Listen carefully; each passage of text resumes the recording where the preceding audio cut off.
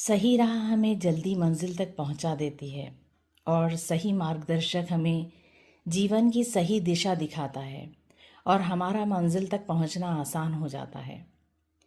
इसी के साथ मैं अपना वीडियो स्टार्ट कर रही हूँ। मेरा नाम डॉक्टर गुलरुख कलीम खान है और आज मेरा ये वीडियो बनाने का उद्देश्य है कि मेरे एमएड के स्टूडेंट्स को, मेरे एमएड के शिक्षार्थियों को कुछ मार्गदर्शन मिल सके डिज़र्टेशन या लघु शोध के बारे में। ये मेरी पहली पुस्तक है एजुकेशनल रिसर्च की, जो कि इंग्लिश माध्यम में प्रकाशित हुई थी सन 2022 में, और अब इसके काफ़ी लिमिटेड एडिशन ही बचे हुए हैं। उस समय विद्यार्थियों को एजुकेशनल रिसर्च, शिक्षा के शोध को समझने में इस पुस्तक से बहुत ज़्यादा आसानी हुई थी। क्योंकि ये शॉर्ट बुकलेट थी, इसलिए स्टूडेंट्स को समझने में बहुत आसानी हुई। आज का मेरा वीडियो बनाने का उद्देश्य है कि मैं डिज़र्टेशन के बारे में स्टूडेंट्स को बताऊं कि डिज़र्टेशन को आखिर लिखा कैसे जाए और डिज़र्टेशन है क्या चीज़।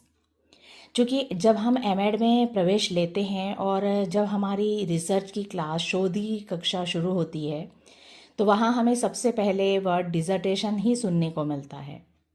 अब डिज़र्टेशन, लघु शोध, ये है क्या, हम कुछ नहीं समझ पाते, क्योंकि एमएड के पहले जब हम बीएड कर रहे होते हैं उस समय हमें इसके बारे में कुछ भी नहीं बताया जाता।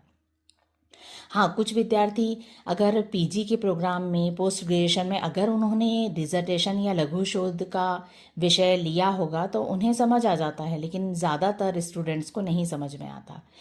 जब मैंने इंटरनेट पे बहुत सारी बार रिसर्च की और देखा कि डिज़र्टेशन के बारे में, ख़ास करके एजुकेशन की फील्ड में डिज़र्टेशन के बारे में क्या विद्यार्थियों को कोई बताने के लिए सपोर्टिव वीडियो है, तो मुझे थोड़ी नाउम्मीदी हुई और मुझे इस तरह का कोई भी वीडियो नहीं मिला।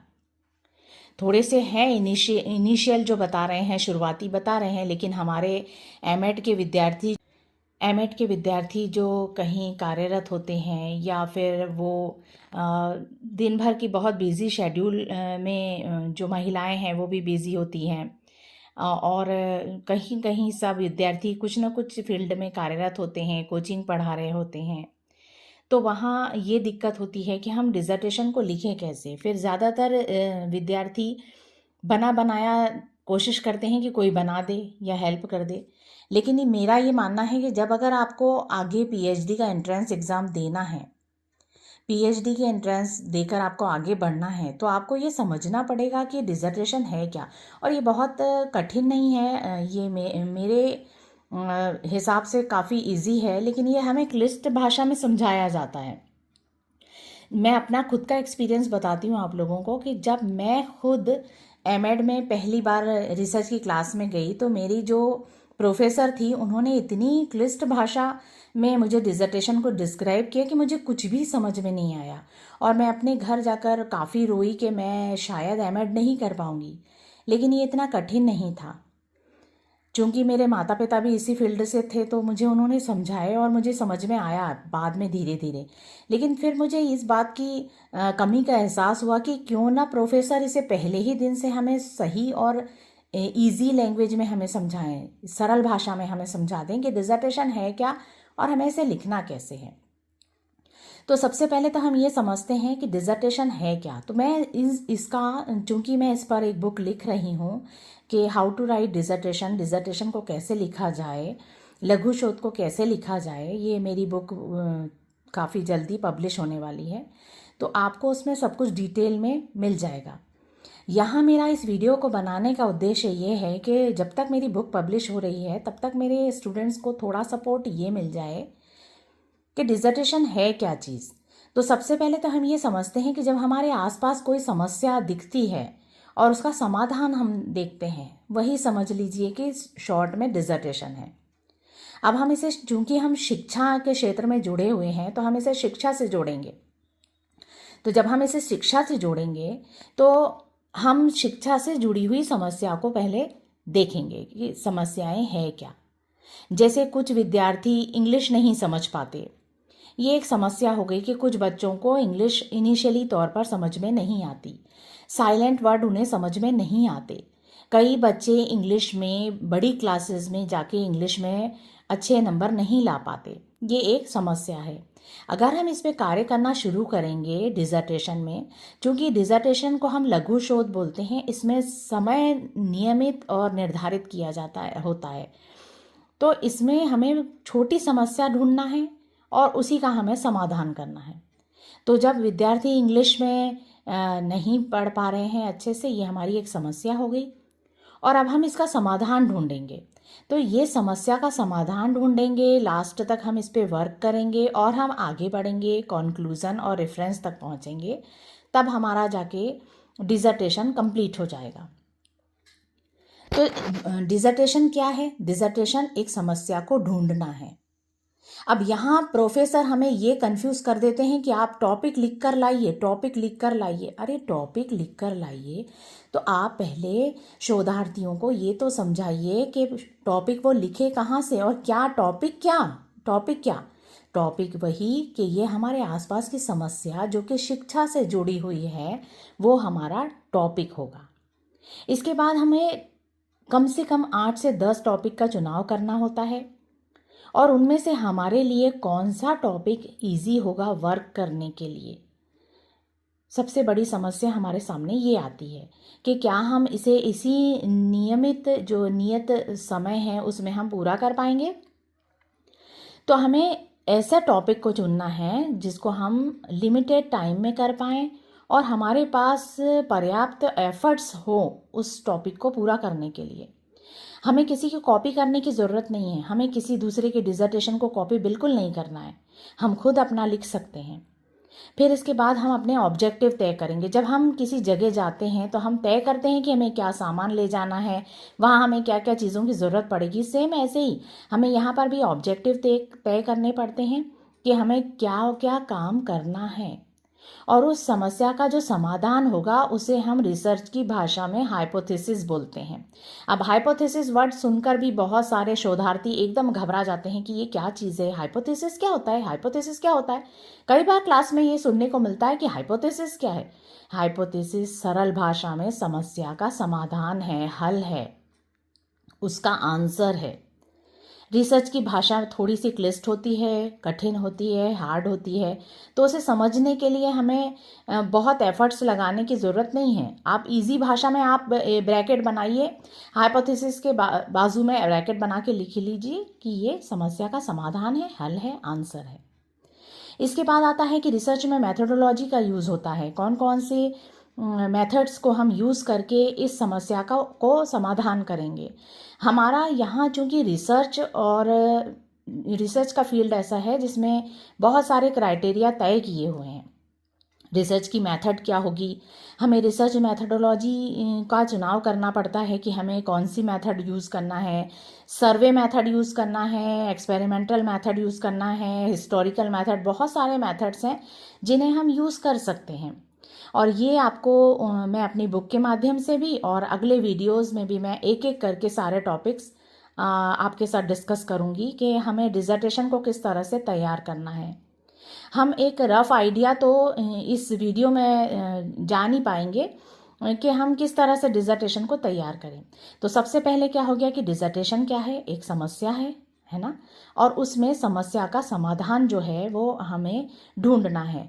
और समस्या के समाधान के लिए हमें पहले समस्या को एक टॉपिक के तौर पर लिखना है, फिर उसके बाद उस पर हमें काम शुरू करने के लिए ऑब्जेक्टिव बनाने हैं और उसकी हाइपोथेसिस बनानी है। अब हाइपोथेसिस भी बहुत सारे प्रकार की होती है, लेकिन हम यहाँ पर चूँकि एमएड के स्टूडेंट्स को हम कोशिश करते हैं कि नल हाइपोथेसिस, शून्य परिकल्पना को लिखना सिखाएं। क्योंकि शून्य परिकल्पना जो होती है वो बहुत जल्दी से हमारे डेटा एनालिसिस हो जाता है, कैलकुलेशन हो जाता है। जो भी डेटा हमारे पास आ जाते हैं उसका समाधान करने के लिए तो हमें नल हाइपोथेसिस का यूज़ करना यहाँ पर प्रोफेसर सिखाते हैं। रिसर्च मैथडोलॉजी में हम मेथड चूज़ कर लेंगे कि हम कौन सी मेथड से अपना डिज़र्टेशन का टॉपिक आगे बढ़ाएंगे, कौन से टूल्स यूज़ करेंगे, प्रश्नावली यूज़ करेंगे या फिर सर्वे में जाके हम अलग अलग तरह के प्रश्न करेंगे। कुछ टूल्स बने हुए भी हैं, कुछ साइकोलॉजिकल टूल हैं जो बने हुए हैं, हम उनका भी यूज़ कर सकते हैं। अब इसके बाद आता है कि हम जब हमारे पास टूल्स हो गए और मेथोडोलॉजी हमारी हो गई, अब हम इसको एनालाइज कैसे करेंगे। अभी आप लोग ये सब कुछ आपको थोड़ा कठिन लग रहा होगा कि मैडम ये क्या बोल रही है, लेकिन जब हमने एक उदाहरण के तौर पे हम समझते हैं कि जब बच्चों को इंग्लिश नहीं आती, हमने ये अगर टॉपिक हमारा लेते हैं, हमने इसके ऑब्जेक्टिव बना लिए, इसकी हाइपोथेसिस बना ली, इसमें हमने मेथड ले लिए कि मेथडोलॉजी में हमने इसमें सर्वे मेथड ले ली कि हम सर्वे करेंगे और सर्वे में जाकर हम अलग अलग स्टूडेंट से संपर्क करेंगे, कोई क्लासेस हम निर्धारित कर लेंगे, वहाँ पर हम सर्वे मेथड का यूज़ करेंगे। इसके बाद हम टूल कौन सा यूज़ करेंगे, तो हम प्रश्नावली टूल का इस्तेमाल करेंगे। हम बच्चों को प्रश्न देंगे, बच्चे उसका आंसर देंगे।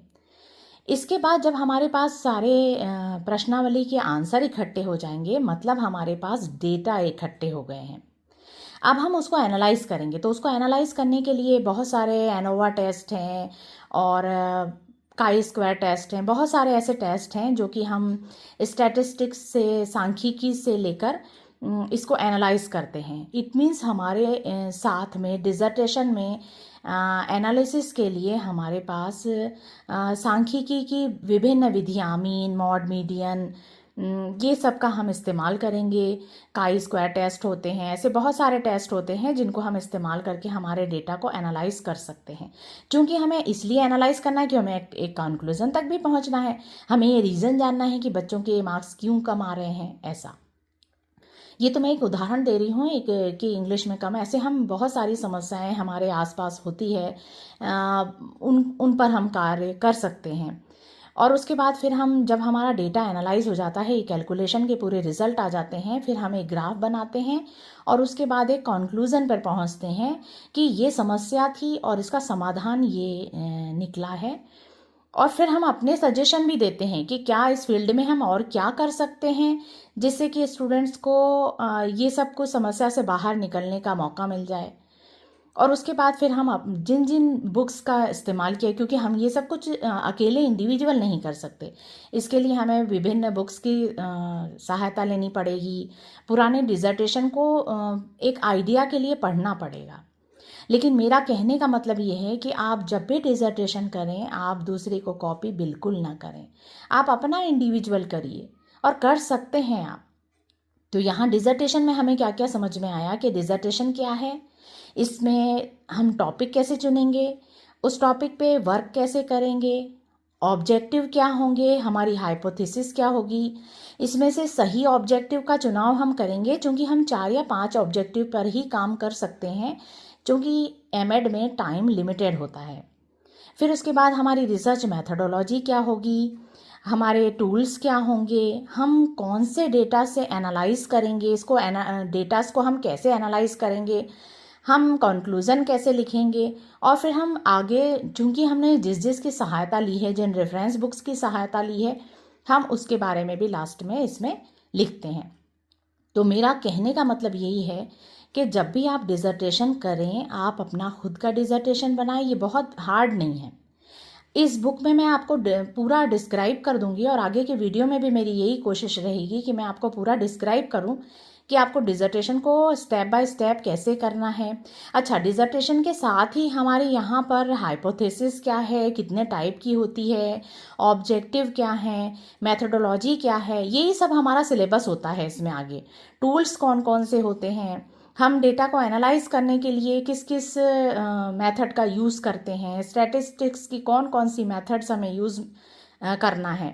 अच्छा, आगे आप लोगों को इसी फील्ड में अगर आगे बढ़ना है, हम रिसर्च ऐसे ही तो करते हैं एजुकेशन की फील्ड में, यही सब चीज़ें तो हमें, यही समस्याएं जो हैं उसी से तो हम समाधान मिलता है हमें, और इसी से तो आगे बुक्स बच्चों के लिए पब्लिश होती है कि बच्चों को किन किन चीज़ों की ज़रूरत है।